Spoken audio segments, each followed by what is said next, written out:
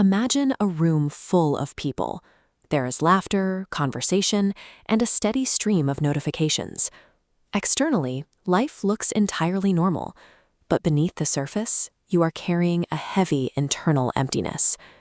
We are familiar with social loneliness, the physical absence of other people, but a far more complex experience exists: emotional loneliness, where you are surrounded by others yet remain completely unseen. This isolation is difficult to detect because the person suffering often appears perfectly functional. No one notices the heart quietly breaking when the person is still smiling, replying to messages, and performing their daily routines. It reveals a difficult truth about modern life. Loneliness frequently has very little to do with the number of people in the room or the contacts in your phone. When we expect to be judged, dismissed, or misunderstood, we instinctively hide. We become careful and quiet, offering only the version of ourselves that we think others can handle. We learn to trade our honesty for a sense of security. This preemptive silence makes genuine connection impossible. Even with loved ones, we remain emotionally guarded, ensuring that while the room is full, our true selves remain entirely alone. To survive in environments that feel unsafe, we construct a mask. We curate a highly sanitized performance of ourselves, providing the agreeable, low-maintenance version of our personality that people expect. Maintaining this performance is exhausting. It requires acting strong, staying helpful, and playing the role of the person who never needs anything in return. The tragic result of this effort is a widening gap between your inner and outer worlds. People truly like the character you present, but they never have the opportunity to know the actual person behind it.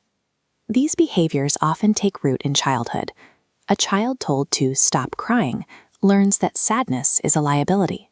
A child praised only for their achievements learns that love is a reward for performance rather than a response to who they are. That child grows into an adult who equates self-abandonment with acceptance, believing they must hide their needs to remain connected to others. The nervous system adopts loneliness as a shield. The brain builds rigid barriers around the core self. These walls block potential hurt, but also the connection the heart requires. A part of you longs to be known, but fears the vulnerability needed to achieve it. Using the mask as protection ultimately guarantees the exact isolation it was built to prevent. Social media acts as an accelerator for this quiet loneliness. We trade emotional presence for digital metrics in an endless scrolling feed. A like or a view provides a temporary hit of dopamine, but it rarely translates into the feeling of being understood. We compare our messy inner realities to the polished, filtered images of others. This comparison deepens the void, making our own silence feel heavier and more permanent. These psychological observations eventually lead to a much deeper question about the inherent limits of human relationships. Even the most devoted friends and family members are fundamentally limited. No human being can ever fully carry the massive weight of another person's heart or understand every unspoken fear. People get tired, they misunderstand our intentions, and they are often unavailable when we need them most.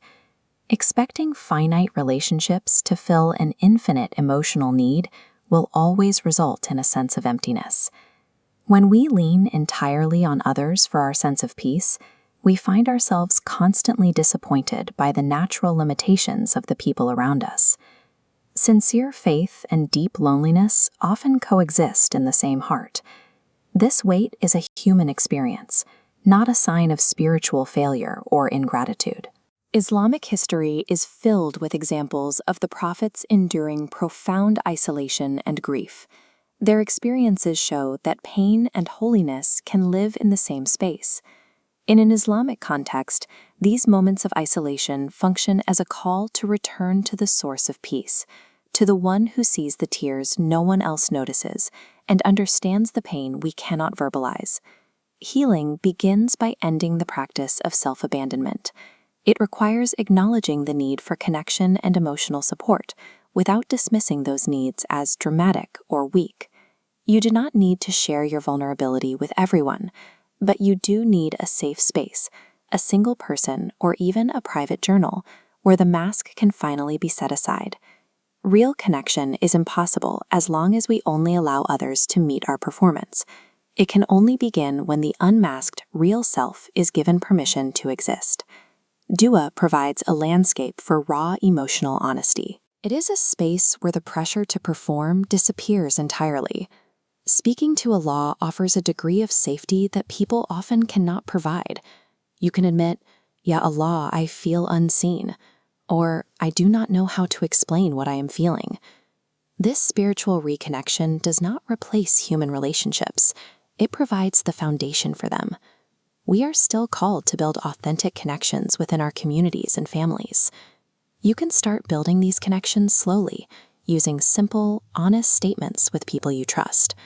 A sentence as simple as, "I have been feeling overwhelmed lately," can begin to bridge the gap. Resolving the invisible void involves a dual journey, coming back to your true self and coming back to your Creator. The world around you may remain loud and crowded, but the feeling of being alone only begins to lift when you finally answer your heart's call to be seen for who you truly are. If this video helped you understand your loneliness in a deeper way,